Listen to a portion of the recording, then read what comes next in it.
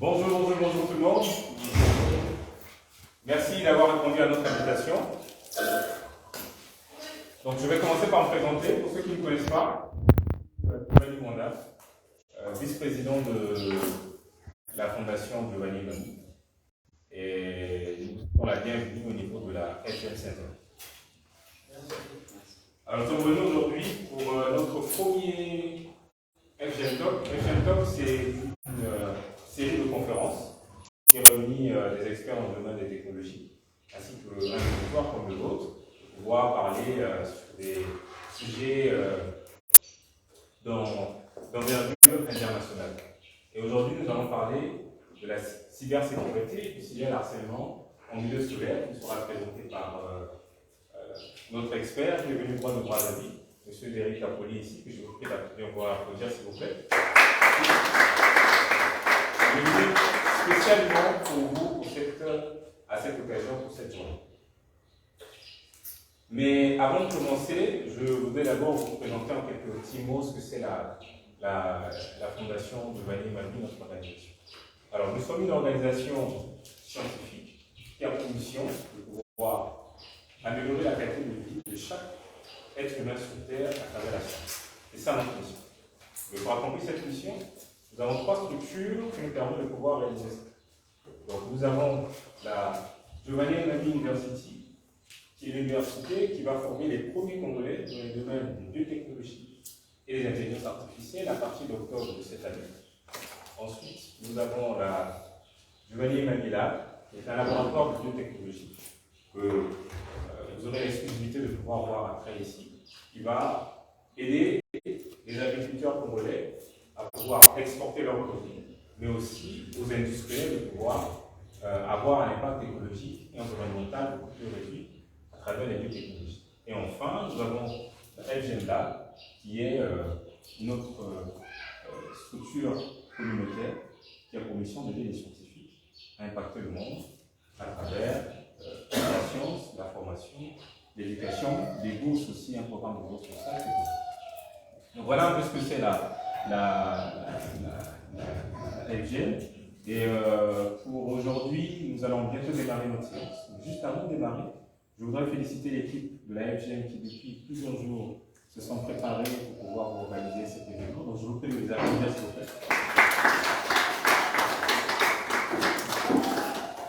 Et je terminerai par ceux qui, à la fin de cette présentation, ont besoin d'avoir des informations ou de se renseigner comment ils peuvent rejoindre l'organisation, ou comment ils peuvent peut-être se renseigner sur nos activités futures. À la fin, il y a au deuxième bâtiment, on a une scolarité où vous pourrez avoir des informations. Donc, ceci dit, je vais inviter M. Apoli pour pouvoir nous faire découvrir aujourd'hui tout ce qu'il a réservé pour nous. Mais juste avant, vous donner un peu le programme pour que vous sachiez un peu comment ça va se passer. Nous allons avoir autour d'une heure max par là de présentation sur le domaine de notre thème aujourd'hui de FGM Talk. Il y aura une présentation, il y aura aussi une partie pratique, j'espère. Vous allez voir comment les acteurs font pour vous les donner. Et puis il y aura une séance de questions-réponses où vous pourrez interagir avec l'expert. Après ça, nous allons vous ouvrir nos portes pour vous visiter nos différentes structures ainsi que nos différents espaces. Et après, nous aurons une petite collation pour terminer, afin de pouvoir avoir un petit échange et puis pour terminer. Bon, merci à vous tous et puis j'espère que vous allez passer un moment exceptionnel aujourd'hui.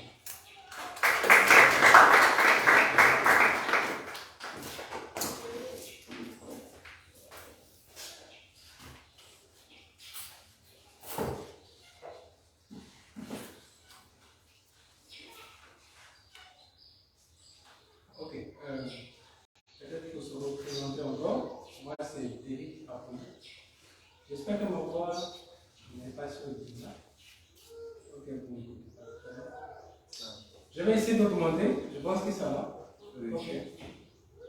Donc, on va parler de ce thème, cybercriminalité et harcèlement au milieu scolaire. Avant, je vais projeter une image. Voilà. Est-ce qu'il y a quelqu'un qui peut nous dire ce que c'est ou essayer de deviner ce que c'est? C'est un échange, hein. On va beaucoup échanger. Donc, en gros, je pense que c'est. Oui, c'est bien. Tu peux t'asseoir. La cybercriminalité est l'ensemble. Non, l'image. L'image. Deviner c'est quoi l'image? Qu'est-ce que ça vous inspire? Vous pouvez deviner ce que c'est? C'est ça,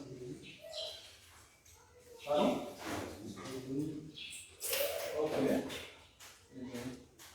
Donc, on peut illustrer ça, on peut dire que c'est Internet. On peut dire que c'est le cyberespace. Hein? Et chaque case, ce sont des données de chaque utilisateur.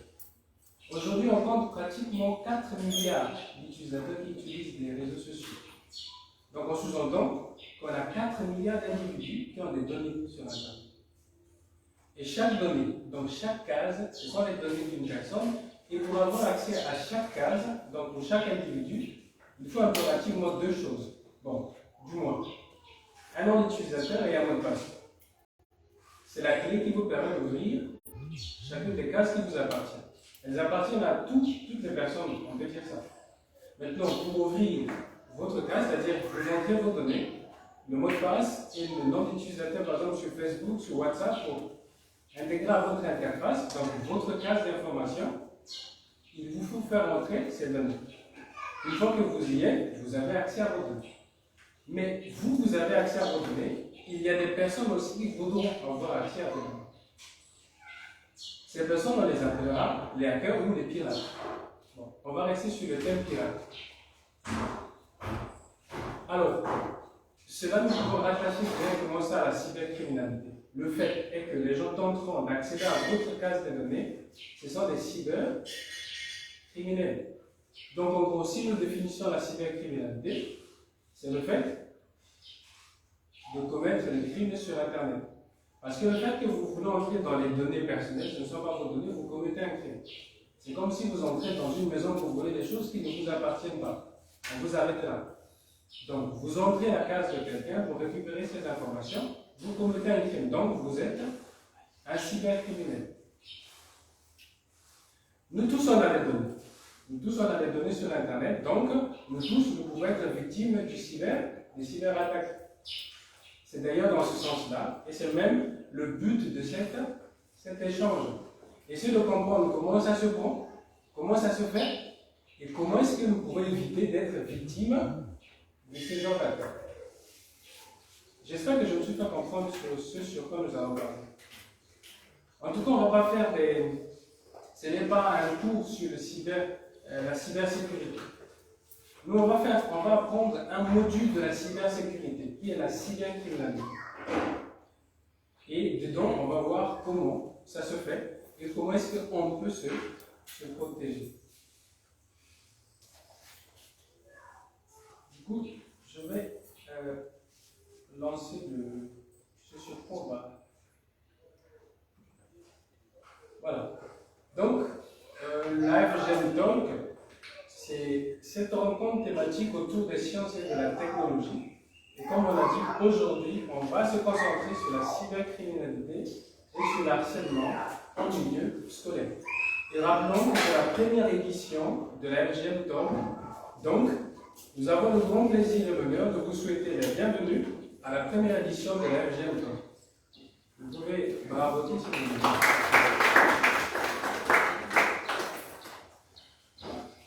La cybercriminalité, c'est quoi? Commettre des crimes sur Internet. Avec une conséquence, par exemple le vol d'identité en ligne, la diffusion des contenus illégaux et offensants et les attaques informatiques. Mais vous voyez que nous avons parlé de la cybercriminalité, mais en même temps de l'harcèlement au milieu scolaire. C'est quoi? Une autre appellation, c'est le cyberharcèlement. Donc on peut dire cybercriminalité, plutôt on peut dire harcèlement au milieu scolaire, ou on peut appeler ça cyberharcèlement. C'est quoi en fait? C'est le fait d'utiliser Internet pour harceler, pour menacer, pour embarrasser ou causer du douleur à une personne.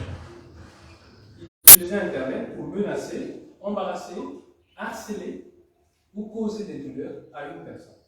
C'est ça le cyberharcèlement, ou harcèlement en milieu scolaire. Ces deux choses, elles sont très graves. Le cyberharcèlement ou cybercriminalité, c'est très grave. De par le fait que ça peut causer des dommages très importants. Ça peut causer des problèmes très très difficiles à gérer et parfois irréparables émotionnellement. Ça peut emmener des gens à se suicider. Ça peut emmener des gens à faire de la prison. Ça peut emmener des gens à dépenser des nombre d'argent pour dégâts. Et ça peut emmener des gens à faire des grandes pertes sur en termes financiers. Donc en gros, ça déstabilise les gens. Voilà pourquoi ce sont des problèmes très graves. Et c'est important de savoir, d'être sensibilisé à propos, pour éviter que nous soyons victimes, ou du moins diminuer les conséquences si et seulement si nous étions victimes. Donc, quels sont quelques points sur le harcèlement que nous allons pouvoir voir aujourd'hui? On commencera déjà sur les cas de harcèlement, de cyberharcèlement qui sont, on va dire, un peu connus. Il y en a beaucoup, mais on s'arrêtera beaucoup sur ceux qui sont connus. On verra quelles sont les mesures pour prévenir et gérer efficacement le cyberharcèlement, comment les parents ou les enseignants peuvent aider les enfants ou les étudiants à se protéger électroniquement. Ça veut dire quoi? On peut vous envoyer un message menaçant ou offensant. Donc quelqu'un vous envoie un message qui vous menace. Vous pouvez le recevoir via votre boîte mail. Ou encore, le harcèlement sur les réseaux sociaux. Les gens pourront poster des commentaires offensants ou des images humiliantes d'une personne sur les réseaux sociaux. Pendant que je suis en train de parler, peut-être certaines choses vous reviennent en tête. Par exemple, quand j'ai parlé des images humiliantes d'une personne, ça m'est rappelé un fait où on a posté des images humiliantes d'une personne sur les réseaux sociaux. Ça fait partie du cyberharcèlement. Nous avons l'harcèlement par le biais des textos, c'est-à-dire on vous envoie un message ou un commentaire, un message offensant, un message menaçant, dans l'objectif en fait de vous effrayer, de vous rendre un peu instable émotionnellement. Les jeux en ligne aussi sont un moyen de connaître le cyberharcèlement. Via les jeux en ligne, reconnaître vous êtes victime de cyberharcèlement. On a aussi l'utilisation d'applications de messagerie comme WeChat, Viber, je ne sais pas si ça existe toujours, mais c'est ce genre d'applications de messagerie. Il y a aussi, et ça c'est souvent courant, l'utilisation de webcam pour prendre en photo ou filmer les gens dans leurs conditions intimes. On va dire que vous êtes dans votre maison, dans votre chambre, vous utilisez votre téléphone ou même vous avez laissé votre ordinateur. On peut accéder à votre caméra et donc l'allumer et vous filmer pendant que vous êtes dans votre chambre. Et après, on peut utiliser ces images pour vous menacer, pour vous chanter, pour vous faire dépenser de l'argent. Et ça, c'est courant, ça arrive régulièrement. Il y a aussi la diffusion des rumeurs. Donc, les gens peuvent se servir des réseaux sociaux ou même des messages ou des courriers électroniques pour diffuser des rumeurs sur, par exemple, sur des choses qui se passent, le gouvernement ou un individu quelconque. L'objectif, c'est de vouloir soit emmener les gens à tirer des conclusions qui ne sont pas vraies, mais par le bien des réseaux sociaux, par le bien des téléphones, on peut bien en diffuser. Ça fait aussi partie du cyberharcèlement. Voilà en gros, c'est pas tout. C'est de manière exhaustive ce qu'on a pu recueillir comme données dans le cas des cyberharcèlements, mais il y en a plusieurs. Alors, si vous voulez, vous pouvez rechercher davantage, mais c'est souvent les cas les plus observés. Alors, quelles sont les mesures à prendre pour prévenir et gérer efficacement le cyberharcèlement?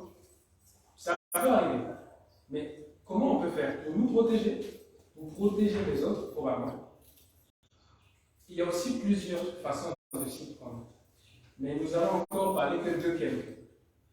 Le premier, la sensibilisation et l'éducation. Déjà, nous faisons ici de la sensibilisation. Nous sommes en train, l'idée c'est de vous aider à savoir comment ça se fait et comment se protéger. Donc ça fait partie de la sensibilisation. L'éducation aussi fait partie. Les parents peuvent prendre en charge l'éducation de leurs enfants en termes de cyberharcèlement. Ils pourront les aider à savoir comment s'y protéger. Donc, c'est important de les sensibiliser. C'est important de les sensibiliser et de prévenir. Pour cela, on peut créer des programmes d'éducation sur les médias sociaux, la cybersécurité. Et je pense que ce sont président et vice-président et madame la présidente, je pense que ce sont des choses qui pourraient être évidentes dans l'avenir. Dans l'avenir, les programmes d'éducation ou les séances d'éducation, de sensibilisation réguliers sur l'utilisation des réseaux sociaux, mais aussi sur la cybersécurité, ça aidera les gens à pouvoir prévenir, à se prévenir contre le cyberharcèlement. Il y a aussi des protocoles, des politiques et protocoles de gestion d'incidents. Et ça, c'est souvent au niveau des organisations. Ils mettent ça en place pour gérer efficacement les cas de cyberharcèlement. Généralement, c'est des organisations, par exemple l'école, peut mettre en place un protocole ou une politique de gestion de ce genre d'incidents. Si et seulement ceux qui ont été victimes, comment le gérer? Et ce qui éventuellement permettra de réduire en quelque sorte. Parce que si on délaisse les gens gérer ça eux-mêmes, c'est parfois pas évident. Il y a le blocage et le filtrage. Donc ça aussi, ça se passe au niveau des organisations. Vous utilisez peut-être, imaginez, à la maison ou à l'école, vous avez un réseau Wi-Fi, vous tous vous êtes connectés, vous pouvez utiliser pour faire vos recherches. Les administrateurs réseau peuvent mettre des systèmes de filtrage et de blocage. C'est-à-dire, si c'est un site qui est sensible au cyberharcèlement, il est bloqué. Imaginez par exemple un instant que vous voulez aller dans les sites pour adultes. Elles seront bloquées parce que ce sont souvent des sites qui sont victimes, qui proposent souvent des formes de logiciels malveillants ayant pour objectif de pouvoir vous nuire. Donc par exemple, on peut dire que s'il y a un tel site qu'un individu, un étudiant veut consulter, ce site sera immédiatement bloqué. Il ne pourra pas avoir accès. Ou encore, on peut faire la gestion des blocages ou de filtrage des publicités. Parce que souvent les publicités arrivent quand vous êtes sur Internet, et ces publicités, par exemple, contiennent souvent des cheval de Troie qui éventuellement pourraient être installés dans votre machine et évidemment vous nuire. Donc, le blocage et le filtrage est un des moyens qui va permettre de diminuer en gros ou prévenir le cyberharcèlement. Il y a aussi la surveillance, et ça c'est souvent les parents ou encore les enseignants aussi peuvent faire ça. Ils peuvent surveiller l'utilisation des médias sociaux. C'est-à-dire qu'il y a des outils que les parents peuvent utiliser pour voir qu'est-ce que leurs enfants voient sur Internet. Ou encore, ils peuvent carrément interdire, par exemple dire que vous allez sur votre téléphone seulement de 7h à 7h, et voilà. Et si c'est moi si vous allez sur Internet par rapport à utilisant tel ou tel site, vous n'allez pas aussi avoir accès. Ils peuvent surveiller, prévenir les enfants contre le possible cyberharcèlement. Mais aussi, ce qui est important, la prise en charge des victimes. Bon, il peut arriver que nous soyons victimes, que nous connaissons, nous ayons été victimes de cyberharcèlement, mais c'est d'abord la façon dont on est géré qui peut faire la différence. Comme je disais tout à l'heure, si on est délaissé à nous-mêmes, nous n'avons pas été pris en charge, et peut-être que cela pourrait mener quelqu'un à se suicider. Parce que, imaginons qu'il est harcelé beaucoup de fois, et plusieurs fois, et il peut en venir à connaître, je ne sais pas comment on appelle ça, mais émotionnellement, il peut être déstabilisé. Ce qui peut l'emmener justement à ne plus vouloir vivre. Et ces genres de cas, c'est observé, et c'est souvent. Donc la prise en charge est très importante pour aider les victimes de cyberharcèlement, afin de recevoir un soutien psychologique, mais aussi juridique possible, ce qui, en quelque sorte, pourrait les rassurer. On a dit tout à l'heure qu'on peut surveiller.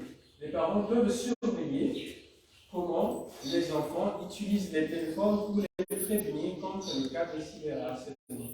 Alors, comment peuvent-ils le faire? C'est-à-dire, quels sont les outils qu'ils pourront utiliser pour détecter les signes de cyberharcèlement? Alors, déjà, il y a la discussion. Les parents peuvent discuter avec leurs enfants, comme les enseignants responsables peuvent discuter avec les étudiants. Ils peuvent échanger. Et ces échanges-là pourraient les aider à savoir comment utilisent-ils les réseaux sociaux. Si il tombe sur les enfants qui sont assez honnêtes, il pourra être très clair. Et ça pourrait aider les parents. Ça pourrait aider les parents sur la façon de gérer. Mais il y a aussi des outils qu'ils pourront utiliser. Ce sont des applications, par exemple, de surveillance parentale qui sont au niveau des ordinateurs qu'ils pourront utiliser pour ça. Ou certains logiciels de contrôle parental. Ça, c'est au niveau des ordinateurs. Mais au niveau des téléphones, il y a aussi des outils, donc des applications mobiles de contrôle parental qu'ils pourront installer au niveau de leur téléphone et ça leur permettra de contrôler l'utilisation d'Internet de leurs enfants. Mais aussi, les enseignants peuvent encourager les étudiants à partager. Par exemple, s'ils ont été victimes, ils pourront interchanger à propos pour savoir comment est-ce qu'ils pourront prévenir ces genres d'incidents. Alors, en parlant des outils, il y a les outils de restriction de contenu intégré. C'est-à-dire, ces applications au niveau des ordinateurs qui peuvent carrément interdire certains contenus. Et vous avez le logiciel comme Norton Family, Kaspersky Safeguard, il y a NetNanny. Ce sont des logiciels que vous pouvez télécharger au niveau des ordinateurs et ça pourra permettre de pouvoir contrôler l'utilisation des médias sociaux des enfants. Au niveau des applications mobiles, on a Powerpad qui permet aux parents de pouvoir bloquer l'accès à des sites ou à des applications inappropriées. Il y a aussi Family Link, qui est une application qui est souvent beaucoup utilisée, même ici au Congo, qu'ils pourront utiliser pour gérer ça. Il y a aussi, au niveau des routeurs, vous pouvez créer un contrôle parental, c'est-à-dire que vous pouvez administrer votre routeur de manière à ce qu'il interdise, par exemple, l'utilisation des médias sociaux de telle heure à telle heure ou utiliser tel ou tel site. Ça, c'est d'une manière générale la responsabilité qu'ont les parents ou les enseignants sur la protection, sur le cyberharcèlement auprès de leurs enfants. Mais le problème de la protection des données n'est pas seulement un problème d'une responsabilité collective, mais aussi d'une responsabilité personnelle. Chaque personne, en tant qu'individu utilisant Internet, doit pouvoir savoir comment se protéger. Ce qui éventuellement nous emmène à ce thème, protection des données, enjeux et importance. La protection des données est un enjeu crucial de nos jours. Pourquoi? Parce que chacun de nous, comme on a dit, utilise pratiquement Internet. On a parlé de 4 milliards d'individus qui se connectent sur Internet. Il est donc important que ce soit les entreprises qui gèrent les données, que ce soit les particuliers de savoir comment se protéger. Parce que c'est la mauvaise utilisation qui peut bien causer des dégâts. Alors, quels sont les enjeux en ce qui concerne la protection des données? Déjà, la protection de notre vie privée. Lorsque nous savons protéger les données, nous protégeons notre vie privée, mais aussi la sécurité des données. Si par exemple, une entreprise fait la gestion des données, on peut voler les données d'autrui et ça peut causer des dégâts. Donc, si on connaît les enjeux de la protection des données, les entreprises devront s'efforcer de pouvoir sécuriser les données d'autrui. Et ça inclut la responsabilité des entreprises, mais aussi la confiance que les individus vont avoir en économie numérique. Imaginez que vous connaissez une entreprise qui fait souvent fuiter les données personnelles. Moi, je ne pense pas que vous vous hasarderez à vouloir intégrer une telle entreprise en créant votre compte. Si vous savez, par exemple, au WhatsApp, on voit les données des gens. Ne vous hasarderez pas. Donc c'est ça. Ça va créer de la confiance en économie numérique. Ça ne va pousser des gens à utiliser Internet. Et il y a aussi l'innovation technologique qui peut être incluse. Maintenant, quels sont les risques liés à la protection des données personnelles? Déjà, les fuites de données, les données sensibles peuvent être volées ou perdues, et ça peut être utilisé à des fins nouvelles. On a le piratage, on a le vol d'identité, on a l'utilisation abusive des données et la atteinte à la vie privée. Ce sont les risques, quelques risques que nous pouvons rencontrer si nous ne protégeons pas de notre vie. Alors, quelles sont les mesures prendre? Quelles sont les mesures à prendre pour éviter de connaître la fuite ou que nous perdons nos données personnelles? Déjà, le premier, utiliser des mots de passe forts et uniques pour tous les temps. Une petite image en ce qui concerne les mots de passe. Un vrai mot de passe, il doit être comme ça. Il doit être long, il doit être unique, il doit être facile à mémoriser. vrai mot de passe. Généralement, il faut 24 ans pour craquer un mot de passe qui dépasse 12 chiffres. Mais si vous créez un mot de passe qui a moins de 10 caractères, c'est une affaire des heures ou de jours pour être craqué. Mais un mot de passe long qui dépasse pratiquement 12 caractères nécessite 24 ans pour être craqué. Et moi, je pense que dans 24 ans, vous aurez pu déjà changer un autre mot de passe, ou peut-être que vous n'utilisez plus le même compte. Donc, il faut avoir des mots de passe, des mots de passe uniques, et des mots de passe faciles à mémoriser. Pourquoi c'est important? Regardez ce graphe. D'après Microsoft, 921 attaques par seconde se font chaque jour des mots de passe. On attaque des mots de passe de chaque individu, ou du moins des différents individus, 921 fois par seconde. Et cela, en 2022, on a eu une augmentation de plus de 74% des attaques de mots de passe. Vous comprenez pourquoi c'est très important que nous puissions impérativement mieux protéger, en quelque sorte, nos mots de passe. Donc, utilisez les mots de passe forts et uniques. Uniques pourquoi? En tout cas, n'ayez pas des comptes, n'ayez pas des mêmes mots de passe pour tous les comptes. Souvent, c'est ce qu'on fait. On ne veut pas perdre. On se dit, moi, je peux oublier, je vais donc créer un même mot de passe pour tous les comptes. Mais sachez ceci. Si votre mot de passe est piraté, ça veut dire que tout votre compte peut être piraté. Donc, ayez pour chaque compte son mot de passe. Le deuxième point, utilisez le double authentification des MFA. Double authentification, souvent, je crois qu'il y en a sur WhatsApp, il y en a sur Instagram, c'est le fait que lorsque vous vous connectez, on vous enverrait un code d'authentification par message auquel vous allez confirmer. Donc, si le système que vous utilisez a cette possibilité, activez ça. Parce que même si quelqu'un arrive à craquer votre mot de passe et votre nom d'utilisateur, il ne pourra pas se connecter, du moins, de manière normale. Il ne pourra pas se connecter parce qu'on va lui demander un code de vérification. Bon, aujourd'hui, cette n'est plus aussi sécurisée parce que ça a été piraté. On peut contourner ça. Mais ça reste quand même la chose la plus facile, la bonne chose à faire. Parce que ça rend un peu la tâche difficile aux pirates. Donc, en tout cas, veillez à ce que vous activez de double authentification. Gardez toujours à jour les logiciels de votre ordinateur. Ça, c'est très évident. Une information.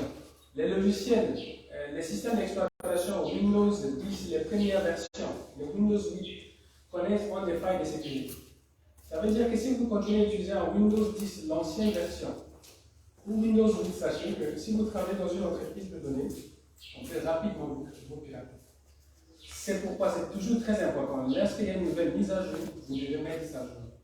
Qu'est-ce que Microsoft fait? Il recrute des hackers qui attaquent le système qui est en train d'être utilisé. Et s'ils décèdent des failles, ils font la mise à jour en corrigeant ces failles. Mais si vous ne mettez pas à jour votre système, ces failles, vous les avez, donc on peut vous pirater. Donc c'est important de toujours mettre à jour vos applications, vos logiciels de l'ordinateur pour rester sécurisé. Ne jamais cliquer, et ça, c'est très important, sur un lien douteux ou télécharger des logiciels, des applications qui viennent des sources que vous ne connaissez pas. En tout cas, ne cherchons pas des trucs gratuits. Généralement sur Internet, plus c'est gratuit, moins c'est sécurisé. Et souvent, ce sont ces sites-là qui proposent des logiciels. Je ne dis pas tous les sites, mais probablement certains sites qui proposent des logiciels gratuits connaissent ont des logiciels malveillants intégrés qui pourront éventuellement vivre. Ayez un antivirus sur votre ordinateur, toujours à jour, qui vous protégera contre les pirates. Par exemple, les nouveaux systèmes d'exploitation Windows 10 détiennent Windows Defender, qui est un très bon antivirus. Si vous le mettez à jour, en tout cas, il va vous protéger contre des malwares. Utilisez les connexions sécurisées quand vous faites par exemple des achats.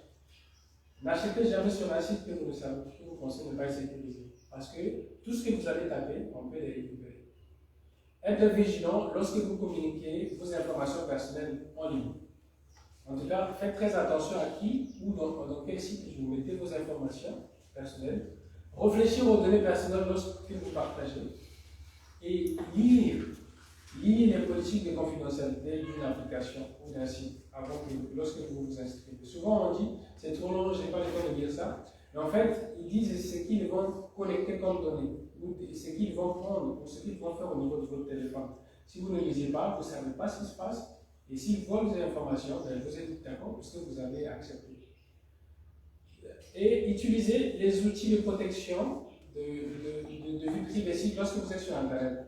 Vous pouvez utiliser le navigateur Tor, qui est un navigateur qui protège votre anonymat sur Internet et éventuellement votre vie privée. Ou soit vous pouvez utiliser les VPN pour vous protéger, pour les bloqueurs de publicité, qui pourront aussi vous protéger. Un cas pratique de piratage des données personnelles. En ce qui concerne la conséquence ou l'importance de protéger nos données personnelles, il y a bien des situations, en fait, des choses qui avaient, comment dire, des rapports qui avaient été reportés, ou rapportés en quelque sorte, sur la façon dont les données ont été piratées. Ce qui, en gros, montre l'importance de toujours veiller à ce que nous puissions protéger mieux nos données. Il y a un rapport à propos. Par exemple, entre 2013 et 2014, l'entreprise Yahoo, vous connaissez son compte Yahoo, a été piratée et on a volé les données de plus de 3 milliards de comptes d'utilisateurs. Donc on a volé le nom d'utilisateurs, on a volé les mots de passe, on a volé les informations de sécurité entre 2013 et 2014. Et cela a eu des conséquences très très énormes pour les utilisateurs de Yahoo, mais aussi pour Yahoo lui-même. Il a dû payer 117,5 millions de dollars pour amende de ne pas avoir protégé bien les données de ses utilisateurs. Il y a aussi une entreprise, Mario International, qui est une entreprise d'hôtellerie. En 2018, on a volé plus de 500 millions de données. Et ça, c'est les passeports des gens, les comptes, les numéros de compte, les cartes de crédit. En fait, toutes les informations nécessaires ont été volées en 2018. Il y a 500 millions d'utilisateurs. Les conséquences ont été très importantes parce que beaucoup ont connu la perte de vol de leur identité. Et Mario a dû payer 18,5 millions de dollars de dommages et intérêts auprès des personnes qui ont été victimes de ça. Ça, ce n'est que deux exemples. En tout cas, on en citera beaucoup. Et vous remarquerez que les conséquences du cybercriminalité sont très énormes et ça pose beaucoup de dégâts. Alors, c'est donc important de savoir comment se fait le vol d'identité, plutôt le vol de données. Comment est-ce que les gens arrivent à voler? Quelles sont les techniques qu'ils utilisent pour voler les données personnelles? L'une des premières attaques, et souvent beaucoup utilisée, c'est le phishing. Le phishing est une des attaques que les hackers utilisent pour pouvoir voler les informations personnelles. Et même dans le cas des grandes attaques de piratage, généralement, c'est de telles attaques qui sont potentielles, mais qui amènent à faire des grands dégâts. Comment fonctionne le phishing? Le phishing, c'est que les cybercriminels envoient des emails ou des messages instantanés qui semblent prévenir des sources fiables. L'idée, c'est que quand vous voyez ça, vous dites oui, ça doit venir de quelqu'un ou de quelque chose de vrai. Ensuite, il vous incite à saisir les informations personnelles. Et de par cette façon, il peut maintenant récupérer vos données et les exploiter. Deuxième attaque, ce sont les chevals de Troie, le chien malveillant. C'est-à-dire quelqu'un fait un cheval de Troie, un virus, qu'il va chercher à te l'installer dans ta machine, mais il ne va pas venir sur toi. Il va te l'envoyer. Et toi, sans te rendre compte, tu vas installer le logiciel sur ton téléphone ou sur ton ordinateur. Ils pourront maintenant avoir accès à toutes tes données. Le troisième, c'est l'hameçonnage.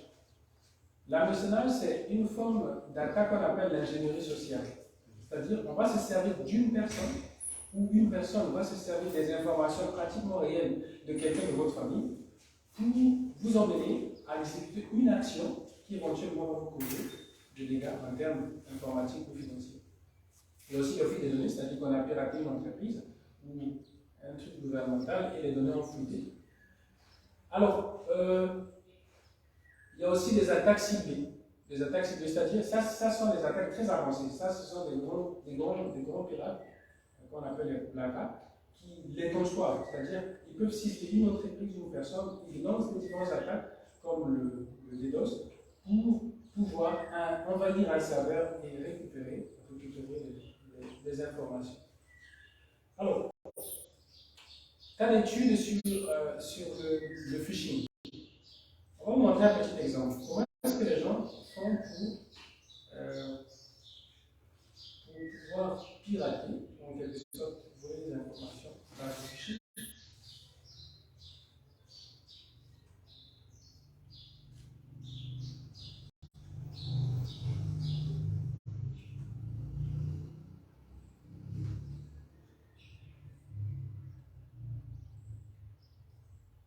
Alors, regardez par exemple cette page. Quelqu'un peut nous dire si c'est vraiment une page de Facebook ou non?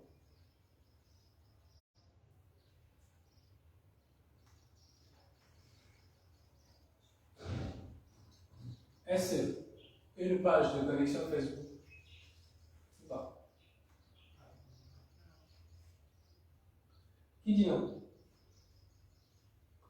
On a une personne, on a deux, on a trois. On a trois personnes qui disent non. Et le reste dit oui, c'est la page de connexion Facebook. Les personnes qui ont dit que ce n'est pas la page de connexion Facebook, pourquoi vous dites que ce n'est pas la page de connexion Facebook? Qu'est-ce qui vous permet de... Déjà par rapport à la couleur du background. Ah. Et je pense pas au niveau de la police. Je ne sais pas si la police c'est pas ça. Et la disposition en fait. Ok. Dans le background, la police est à disposition. Quelqu'un d'autre a une autre raison? Oui? Très bien. Regardez. Ici, ça c'est pas Facebook.com. L'URL c'est un serveur local. C'est surtout ça. À moins que vous ayez une bonne vue de détection comme ça, de pouvoir vraiment remarquer la différence en termes de couleur, de police. Sinon, on n'a peut-être pas le temps, on n'arrive pas vraiment à distinguer ça, à distinguer la différence de police. Il y a beaucoup de détails ici qui montrent que ce n'est pas une page de Facebook, regardez par exemple ça. Ça c'est souligné. Le site officiel de Facebook, ce n'est pas souligné. Et ce n'est pas cette couleur. Il y a trop d'espace ici, entre les différents textes. Et même la police, comme on a dit, ce n'est pas ça. Et les backgrounds, ce n'est pas ça. Et même ici, normalement, en traîtrise, devait être en bas, il ne peut pas être en haut. Bon, à moins que vous ayez vraiment cette vue de remarquer les détails. Mais sinon, la chose la plus importante que vous devez vérifier avant tout, c'est l'URL. Mais encore, aujourd'hui, il y a des pages Facebook, on peut construire une page Facebook très bien, très bien. En fait, tous les détails sont respectés. La police, la couleur, tout est correct. Et même l'URL, c'est celui de Facebook.com. Et donc, vous pouvez être certain que c'est la page de Facebook. Mais en fait, non, ce n'est pas la page de Facebook. On va voir tout à l'heure comment ils font ça et qu'est-ce qu'ils utilisent. Mais imaginons juste un instant que vous recevez une notification sur votre boîte mail. On dit qu'une personne a accepté votre invitation ou une personne vous a envoyé une invitation. Cliquez sur le lien pour aller voir on voit la personne en question. Souvent, avec LinkedIn, ça se fait. Lorsque quelqu'un poste quelque chose, je ne sais pas, intervient dans votre truc, vous recevez une notification. On peut construire un mail très bien fait qui répond pratiquement à tous ces critères et vous est envoyé. Après, on vous dira cliquez sur le lien pour vous connecter. Lorsque vous cliquez sur le lien, il vous emmène sur la page de connexion. Vous allez entrer vos données. Par exemple, je vais dire que je vais entrer mes données de connexion, je fais ça. Et je mets par exemple en mot de passe 1, 2, 3, 4, 5, 6, 7, 8, 9. Ensuite, je fais quoi? Je me connecte. Je me connecte, il charge.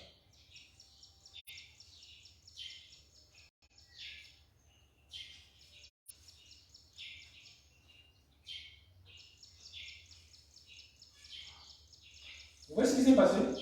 Il a chargé, mais il m'a redirigé encore vers la page de Facebook.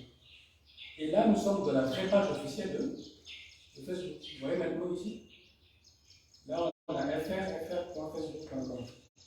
Mais en fait, derrière, les informations que vous avez tapées là ont déjà été récupérées.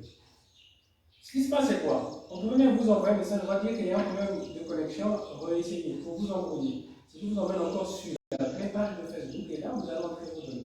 Ça, c'est une façon de faire très simple.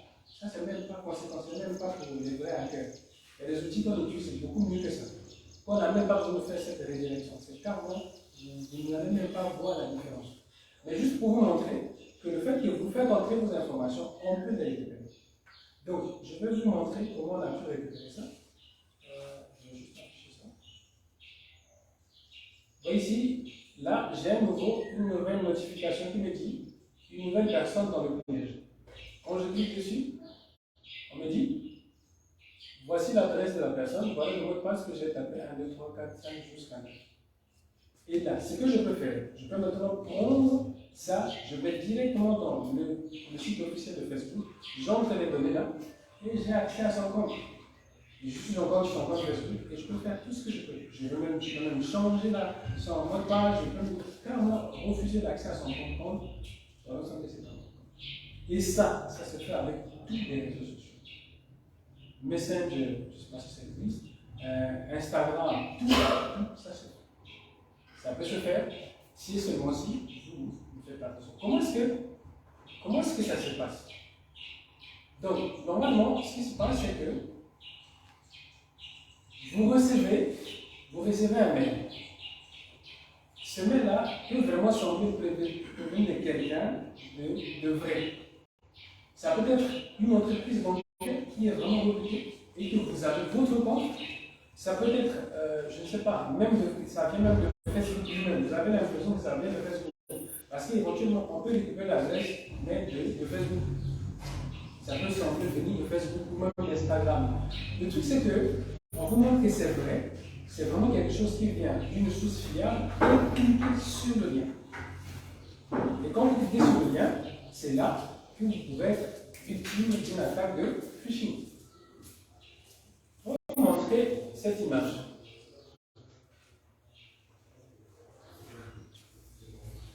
Vous pouvez recevoir quelque chose comme ça. Attention, échec de la livraison. Essayez un peu de voir comment est-ce que la pertinence, mais aussi le fait que ça vous pousse à agir, ça vous pousse à faire quelque chose. On dit d'abord attention. Y a-t-il votre attention? Échec de livraison. Peut-être que vous avez engagé une livraison. Imaginez un instant que vous avez engagé une livraison. Et sûrement, ça peut susciter une curiosité de chez vous. Mais attends, qu'est-ce qui se passe? Ma livraison, on dit, cet envoi devrait être reçu aujourd'hui. Vous voyez le caractère immédiat. Ça dit que ça devrait être reçu aujourd'hui. Ce qui veut dire qu'il y a un problème et vous devez le résoudre immédiatement. Après, on vous dit, malheureusement, nous n'avons pas pu livrer le colis postal à temps car votre adresse n'est pas correcte. Après, vous voyez, on vous place ce bouton. Vérifiez votre adresse de livraison. En tout cas, vous devez être vigilant. Avant de cliquer sur un lien, essayez un peu de vous rassurer. Est-ce que c'est vraiment vrai? Dans le cas où vous avez une livraison, qu'est-ce qu'on peut faire pour éviter de tomber dans cette situation? Qu'est-ce que vous pouvez faire? Vous recevez un mail comme ça. Ça semble venir d'une entreprise réelle auquel vous avez fait une commande et que vous avez une livraison à attendre et vous recevez ça. Qu'est-ce que vous pouvez faire avant de cliquer sur le lien? Il y a quelqu'un qui a parlé. C'est bon, on va appeler l'entreprise pour vérifier. Qu'est-ce qui se passe avec mon colis? Quand vous avez confirmation, peut-être que ça semble être concret. Mais si vous n'avez pas confirmation, ne cliquez pas. Maintenant, avant d'appeler, il y a une chose que vous pouvez faire. Vous pouvez vérifier où est-ce que ça va vous emmener. Regardez le règle. Quand on place le curseur sur le bouton, vérifiez votre livraison, regardez. Il nous emmène vers quoi? Storage.api.com. Qui peut imaginer c'est quelle base de données? La base de données de Firebase. Il nous envoie vers Firebase. Une entreprise réputée ne va pas utiliser Firebase pour le stockage de ces données. Vous voyez? Donc, ce que vous pouvez faire, c'est que vous posez le curseur sur le bouton là et l'URL va s'afficher. Quand l'URL va s'afficher, on va vérifier est-ce que c'est le site, le vrai site de l'entreprise. Si ce n'est pas le vrai site de l'entreprise, ça ne sert même plus d'appeler l'entreprise parce que ce n'est pas vrai. Ce qui se passe ici, si moi je clique sur cette URL, il va m'emmener vers un site auquel il va me demander d'entrer des informations. Et quand je vais entrer ces informations, vous avez vu tout à l'heure, on a récupéré l'adresse mail et le mot de passe. C'est le même procédé. Il va récupérer vos adresses, toutes les informations que vous aurez saisies. Il va donc pouvoir les utiliser. Et ça, souvent ça arrive comme ça.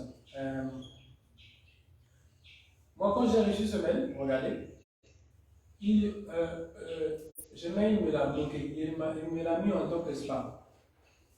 Donc, utiliser des logiciels de messagerie qui sont très performants et qui sont très modernes, comme le Gmail ou Outlook, qui ont les possibilités de détecter des formes de phishing et les le répertorier en tant que spam. Ce qui vous évitera déjà de pouvoir penser que c'est un mail. Vous pouvez voir l'adresse mail, hein. Ça vient de quelque chose quand on essaie de comprendre, ça c'est un domaine qui s'appelle hello.edu.com. Donc, ces informations pourront vous aider. Cherchez à vérifier quelle est vraiment l'adresse mail qui vous est envoyée et regardez le lien. Vers quoi ça va vous emmener parce que ça pourra vous éviter à être victime du phishing.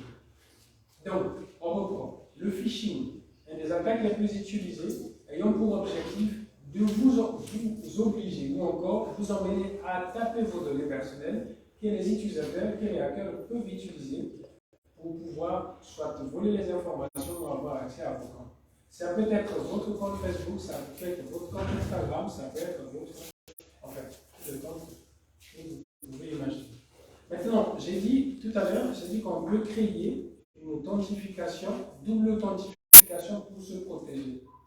C'est-à-dire, si on veut voler mon mot de passe ou mon adresse mail, on ne peut pas forcément se connecter à mon compte parce que je pourrais me protéger. Mais c'est toujours vrai.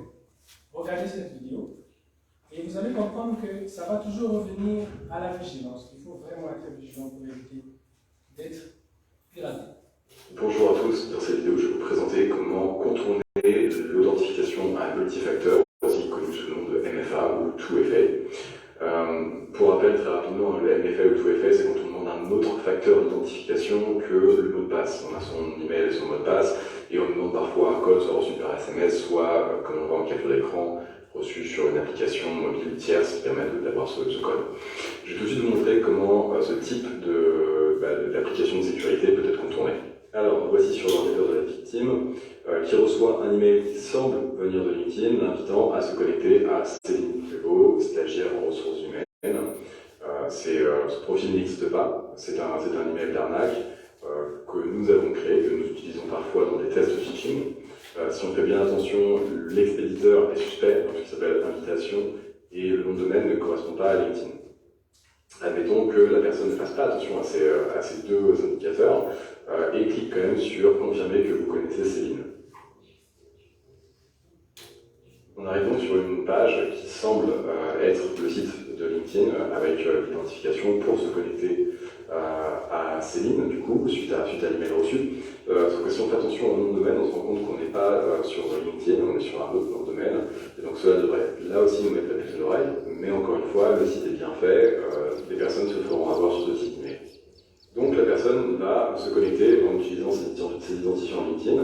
Après tout, il y a l'authentification à double facteur qui est installée sur ce compte, donc cela ne devrait pas être trop gênant si on arrive à récupérer ces identifiants, puisque le 2FA devrait faire le travail et devrait nous bloquer, nous en tant qu'attaquants, en tant que pirate, et nous empêcher d'usurper l'identité de la personne sur LinkedIn.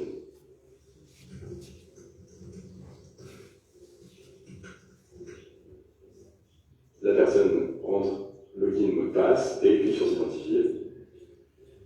LinkedIn demande donc le code qui est le deuxième facteur d'identification. Ce code, je l'ai sur mon téléphone et il est à usage unique et il va disparaître dans quelques secondes, donc je l'identifie sur LinkedIn.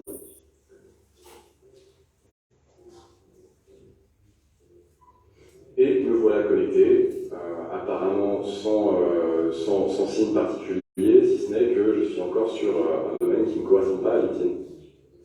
Mais je suis bien connecté à mon compte.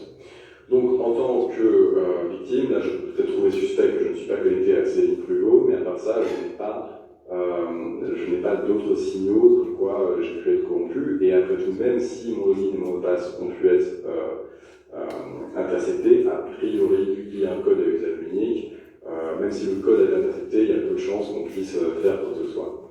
Sauf que ce n'est pas le cas, et on va voir tout de suite ce qui se passe du côté de l'attaquant. Alors, du côté de l'attaquant, on a ce qu'on appelle un reverse proxy, je vais revenir juste après dessus, mais en gros, toutes les informations qui ont été échangées sur ce qui semblait être LinkedIn n'étaient pas LinkedIn et sont interceptées. Et on peut voir donc dans ma fenêtre que j'ai certaines informations comme le nom d'utilisateur, le mot de passe, merci Arsène, ainsi qu'une information qui me dit que tous les tokens d'autorisation ont été interceptés. Donc on va aller voir un petit peu plus près ce qui se passe là-dessus. Quand je regarde les données que j'ai interceptées, j'ai donc le nom d'utilisateur, qui est l'adresse email que j'ai utilisé pour me connecter sur LinkedIn, le mot de passe, merci Arsène, et j'ai une information intéressante qui est un cookie d'identification. Et ce cookie d'identification, le pirate peut l'utiliser pour s'identifier à ma place. Et je vais faire tout de suite une démonstration. Je vais ouvrir une fenêtre de navigation privée sur Chrome, qui n'est pas identifié sur LinkedIn.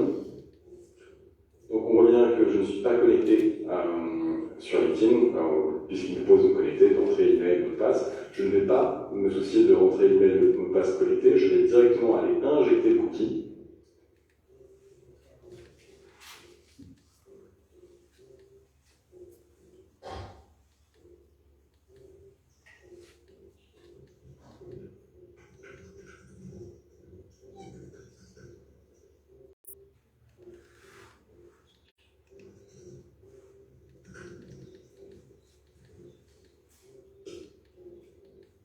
Et une fois que c'est fait, je vais recharger la page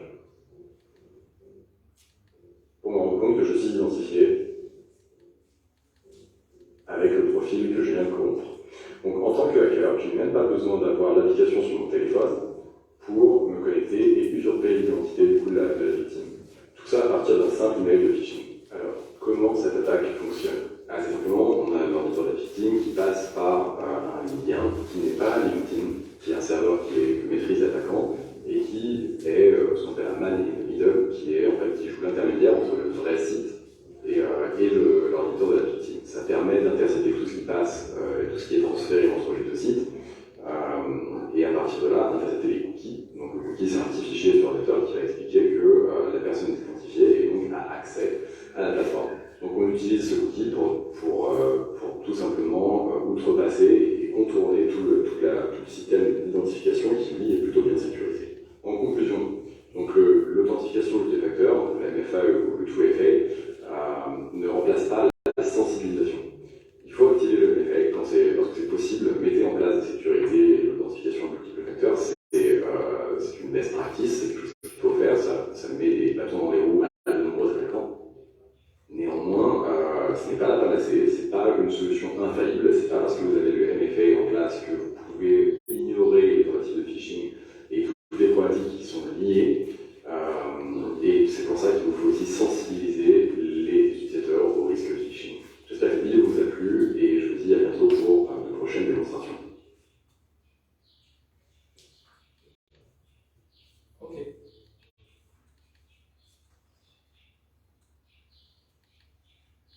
Donc, voilà un peu en ce qui concerne le phishing. Voilà un peu en ce qui concerne le phishing. Cette attaque qui est souvent beaucoup utilisée. Ça peut se passer au niveau, là on a vu avec les mails, mais vous pouvez recevoir un message au WhatsApp, on peut créer une campagne. On peut créer une campagne, vous recevrez la campagne dans votre téléphone, on va par exemple dire que c'est l'anniversaire de Total, vous allez peut-être gagner des gigas en cliquant sur ce lien. C'est la même méthode. Quand vous cliquez sur le lien, soit vous installez un virus un cheval de Troie sur votre téléphone qui permettra au hacker de pouvoir avoir accès à vos données, soit vous allez être redirigé vers un site qui va vous dire connectez-vous avec certaines informations. Éventuellement, on va voler vos informations. Ça se fait aussi au niveau de Facebook, au niveau de TikTok, pratiquement au niveau de tous les réseaux sociaux que nous utilisons. En gros, si on fait un petit récapitulatif de ce qu'on a vu jusqu'à maintenant, on a vu que le cyberharcèlement, c'est devenu beaucoup évident aujourd'hui. Les gens en sont victimes. Et ça, c'est via nos téléphones ou nos ordinateurs. C'est quoi le cyberharcèlement? C'est le fait d'harceler les gens. N'est-ce pas? On utilisait un terme. On peut résumer ça aussi simple que ça.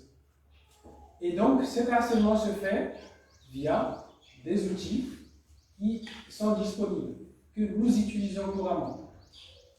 Et donc, les hackers ou les pirates utilisent ces logiciels qui nous sont courants, qui nous sont normaux d'utiliser, et nous mettent en place des stratégies comme le phishing, nous permettant à ces gens de pouvoir récupérer nos informations et de hacker nos comptes réels.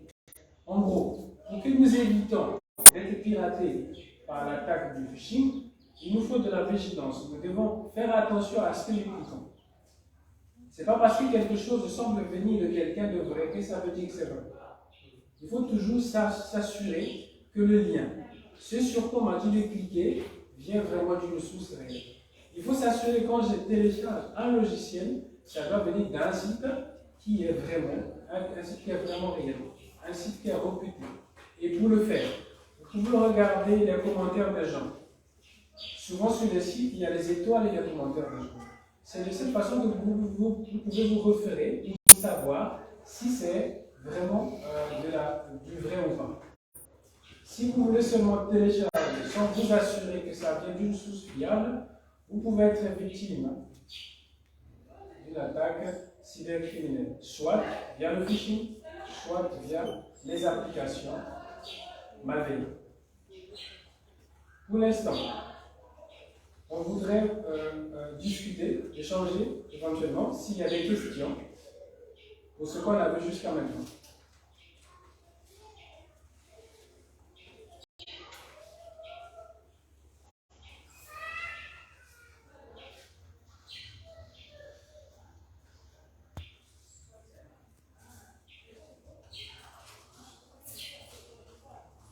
Ouais, monsieur, vous pouvez vous présenter s'il vous plaît? Bonjour à tous. Moi, c'est Samia pour vous. J'ai une question au sujet de. On nous avait beaucoup parlé de données personnelles, d'informations personnelles. Je voulais savoir la différence qu'il y a entre une donnée et une information.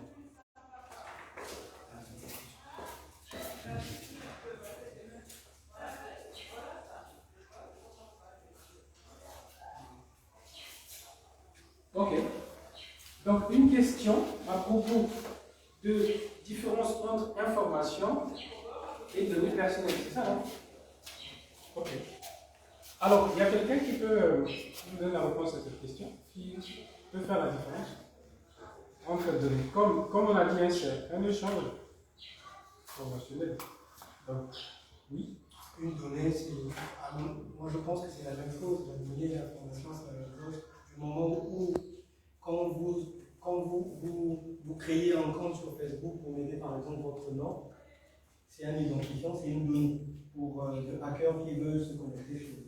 Quand vous mettez votre mot de passe, c'est une information, en même temps, c'est une donnée. Donc, c'est la même chose. Est-ce que ça va?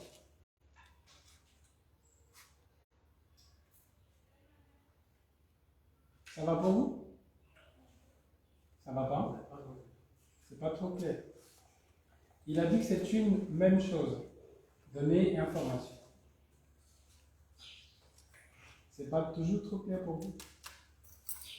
Vous avez une idée à propos? Quand on dit Saddam Hussein a été arrêté en Irak, c'est une information pour vous. C'est une concaténation de données. Ouais, il y a une différence entre l'information et les données. Ok. Alors, une information, bon, si on va rester dans le terme informatique, dans le terme de données. Une information dans le terme général, de façon générale, c'est ce que vous venez de dire, on vous donne une information par rapport à telle ou telle situation. Cependant, si nous revenons en informatique, des données, d'une manière, peuvent être appelées informations. C'est pratiquement la même chose, si nous restons dans le terme informatique. Des données sont des informations. Pourquoi informations? Parce qu'ils peuvent être lus, ils peuvent être analysés. Je ne sais pas si c'est bon. Ok. Vous avez parlé de la manière que nous devons faire pour nous protéger. Et puis, quand on a déjà subi cela, comment faire pour les éviter? Ok. Donc, quand vous avez déjà été victime du cyberharcèlement ou cybercriminalité. Bon, en ce qui concerne le cyberharcèlement, on a dit qu'on peut partager, par exemple avec nos parents, pour éviter que ça puisse, déjà, si c'est continuel, là, le fait d'en parler, ça peut aider à prendre des mesures qu'il faut. On a vu qu'il y a certains outils qui pourront permettre de protéger contre le cyberharcèlement. Donc, parler, disons, à quelqu'un de confiance, à un parent, ou à votre père ou votre mère, c'est là déjà une des choses à faire. Et éventuellement, on éviterait de tomber encore dans une telle situation. Parce que quand c'est déjà fait, c'est déjà fait. Mais si vous êtes par exemple victime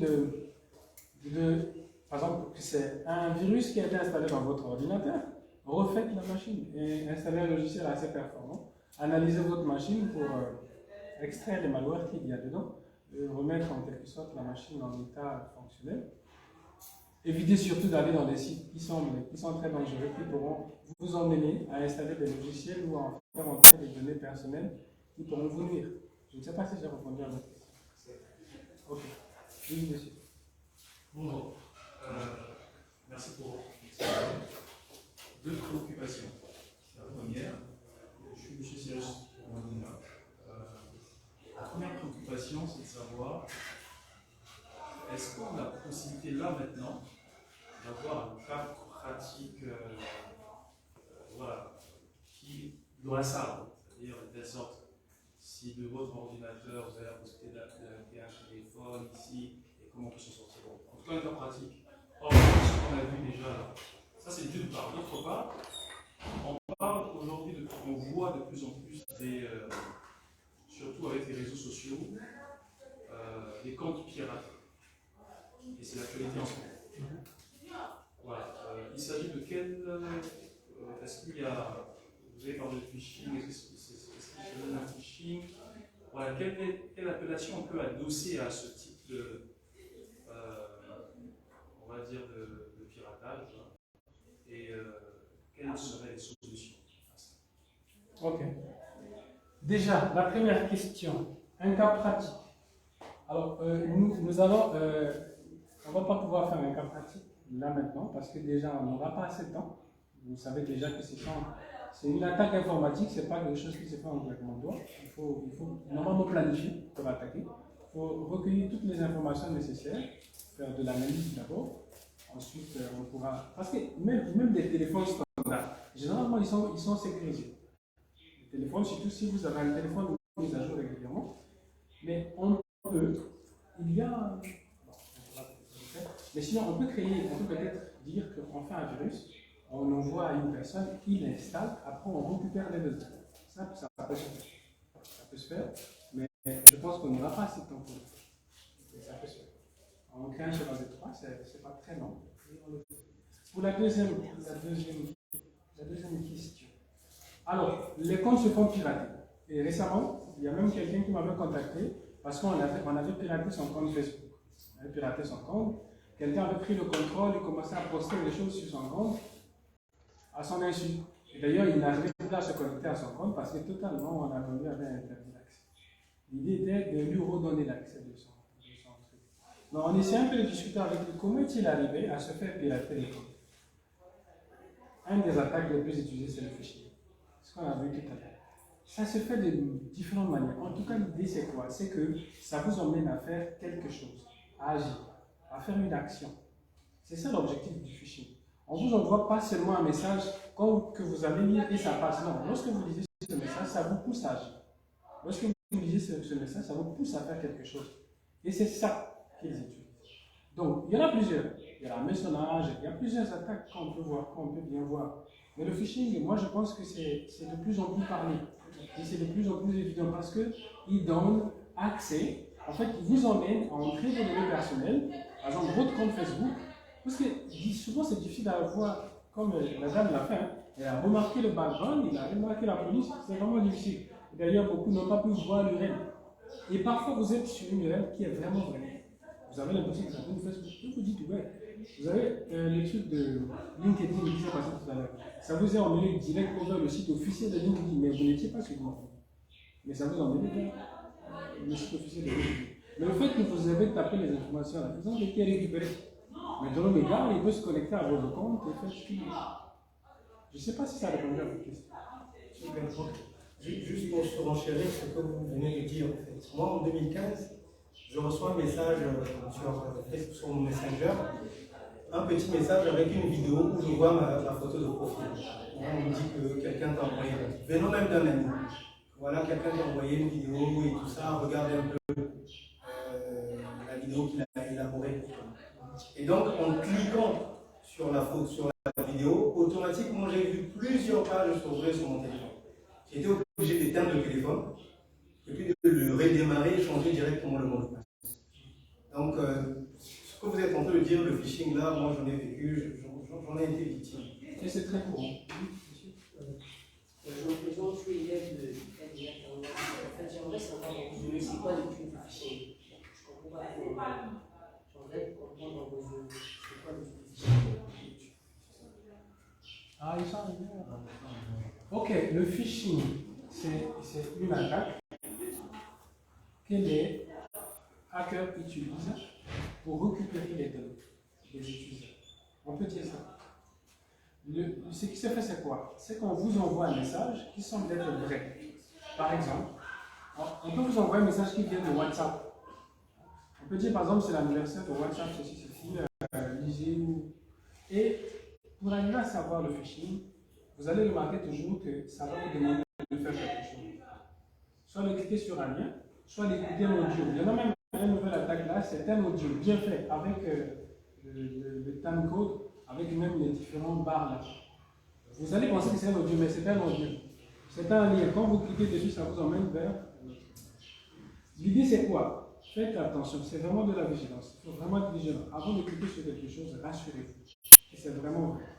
Sinon, vous allez être victime d'une attaque. Oui, il y a quoi se faire.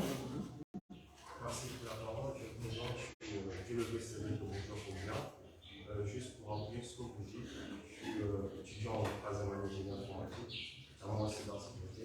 Tout ce que notre passionnant dit en ce midi, c'est vrai. Le phishing aussi, on met des scripts. Des scripts qui sont écrits, qui sont mis dans les données entre lignes. Et il y a différents types. Il y en a qui sont les codes dormants, c'est-à-dire qu'ils ne s'exécutent pas aussitôt. Vous recevez le message, mais ils ne s'exécutent pas. Et à un bout de temps, il va s'exécuter. Mais la plus grande sécurité dans le domaine informatique, pour moi, c'est la sécurité humaine. Parce que moi, c'est l'homme qui est vulnérable. La mentalité de l'humain est un peu vulnérable. On a tendance à faire confiance à tout ce qu'on voit. On ne sait pas ce qui se cache derrière. Alors pourquoi vous allez remarquer que ce qu'on appelle communément par la CIA, en français c'est DIC, c'est-à-dire qu'il doit y avoir la disponibilité, l'intégrité et la confidentialité. Ce sont des choses assez importantes pour notre sécurité. Si nous sommes vulnérables aux yeux des hackers, c'est parce qu'ils savent à quel moment nous avoir. Je prends l'exemple pour nous, la jeunesse. Nous aimons les torrents, en fait, les sites où on télécharge des faits. Et vous remarquez que les hackers ils utilisent beaucoup plus ces sites. Pourquoi? Parce que aussitôt que vous cliquez sur un lien pour télécharger le film, ils récupèrent vos données, comme l'a dit monsieur, et vos données, ils peuvent faire de vous un zombie. À travers vous, il peut pirater d'autres personnes, ou il peut récupérer vos données personnelles. Vous allez remarquer cela. Donc, pour ajouter à ce que dit le formateur sur la sécurité, il nous faut aussi savoir lire les signatures. Je prends l'exemple, je vais télécharger un film de temps, et là, remarquez qu'il y a toujours des signatures électroniques. Il y a un truc en forme de maths, un A, un 6, un B, un D. Quand vous téléchargez, si vous remarquez que la signature d'un H a été modifiée, dites-vous que c'est un fichier ou une vidéo interrompue. Et il y a diverses manières avec le CMD, avec le PowerShell pour vérifier cela. Mais pour moi, j'aimerais juste ajouter à mon confrère, mes frères, que la plus grande sécurité est de notre mental. Donc, comment faire attention? Parce qu'aujourd'hui, les Américains ont ajouté ce qu'on appelle dans le MFA, c'est-à-dire que ce que je sais, ce que j'ai et ce que je sais. C'est à travers tout ça qu'on peut facilement nous pirater ou bien nous faire du harcèlement. Il y a beaucoup de logiciels, peut-être que monsieur n'a pas tout cité par rapport au temps, mais il y a aussi les gens qui installent dans ton appareil, la presse, la plupart des n'inverse pas une somme quelconque. C'est bon. C'est bon, on dit des choses qu'on ne comprend pas. Merci beaucoup. C'est vrai ce qu'il a dit, bien que tu sois. Le schéma de 3, son objectif c'est quoi? C'est de pouvoir transmettre les informations une fois qu'il est installé dans votre ordinateur. Normalement, ce sont les antivirus qui permettront de détecter. Donc en gros, ayez toujours une machine avec un antivirus à jour. Hein. Il faut toujours le mettre à jour parce que s'il n'est pas à jour, vous êtes vulnérable à différents attaques.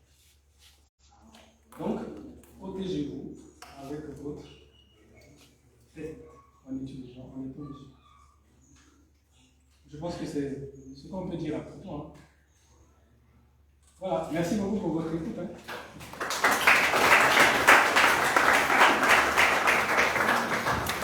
Ok. Non, mais il faut encore rajouter encore.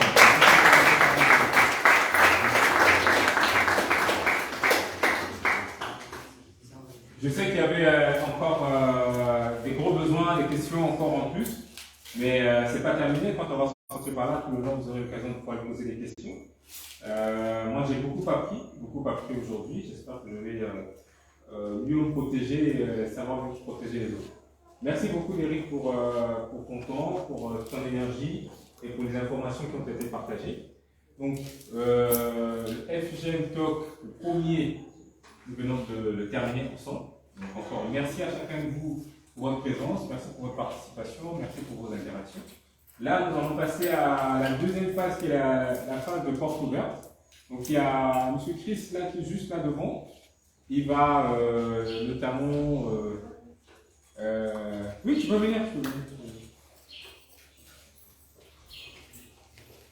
Donc, ça va être lui que vous allez faire un peu la petite visite de la FGM Setup. Vous allez commencer par le bâtiment ici. Et après le deuxième bâtiment, vous allez voir, il va vous mener un petit peu, voir un peu ce que nous faisons ici.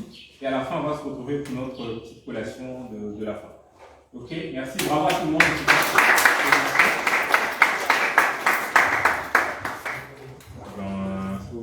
Si, oui, ça c'est